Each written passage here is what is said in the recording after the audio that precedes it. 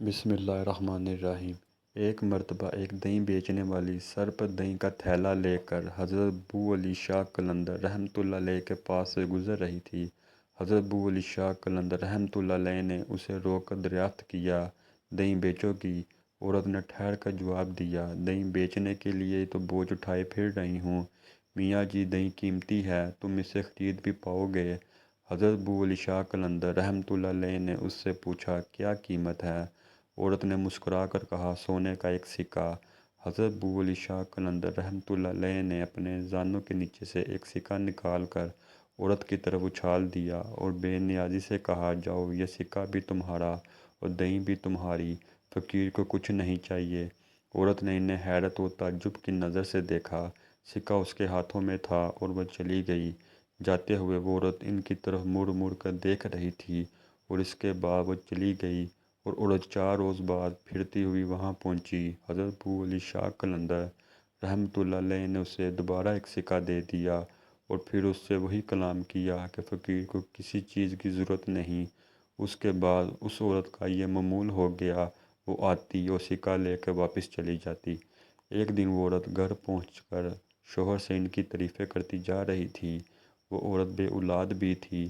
ایک دن ان کی تعریفیں کر رہی تھی، اس کے شوہر نے کہا، تو اتنی میاں جی کی تعریفیں کرتی ہیں تو ان سے ایک بیٹا بھی مانگ لے، وہ اللہ کے بہت ہی نیک بندے معلوم ہوتے ہیں، کیوں نہ تو ان سے ایک بیٹا مانگ لے؟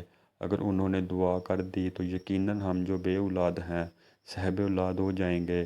دوسرے روز عورت نے حضرت ابو علی شاہ قلندر رحمۃ اللہ علیہ کے پاس پہنچ کر بیٹے کی تمنا کی اور اس سلسلے میں ان سے دعا کی درخواست کی۔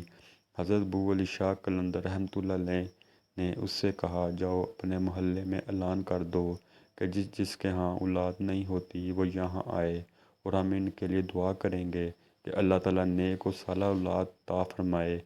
عورت واپس چلی گئی۔ اس نے گاؤں میں جا کر اعلان کروا دیا۔ تیسرے روز سبھی عورتوں کو لے کر حضرت ابو علی شاہ قلندر رحمۃ اللہ علیہ کے پاس آ پہنچی۔ حضرت ابو علی شاہ قلندر رحمۃ اللہ علیہ نے پان کیے، گلوری کے ٹکڑے کیے اور ایک ایک ٹکڑا تمام عورتوں کو کھلا دیا۔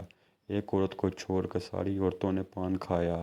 مقررہ وقت گزرنے کے بعد سب کی مرادیں پوری ہو گئیں، مگر جس عورت نے پان کا ٹکڑا نہیں کھایا تھا وہ بس دور بے اولاد ہی رہ گئی۔ اولاد حاصل کرنے والی عورتوں نے عقیدت کے طور پر دہی کا ایک ایک تھیلا حضرت ابو علی شاہ قلندر رحمۃ اللہ علیہ کی خدمت میں حاضر کیا۔ حضرت ابو علی شاہ قلندر رحمۃ اللہ علیہ نے ان کے نذرانے کو قبول کر لیا اور ان عورتوں میں وہ عورت بھی شامل تھی جس نے پان کا ٹکڑا نہیں کھایا تھا اور جو اولاد سے محروم تھی۔ وہ بہت غمگین اور پریشان کھڑی ہوئی تھی۔ حضرت ابو علی شاہ قلندر رحمۃ اللہ علیہ نے اس سے پوچھا، تم غمگین کیوں ہو؟ اس نے سارا ماجرا سنایا۔ کہنے لگی، آپ کا دیا ہوا پان منہ میں رکھنے کی بجائے میں ایک پتھر کے نیچے رکھ کے آ گئی تھی۔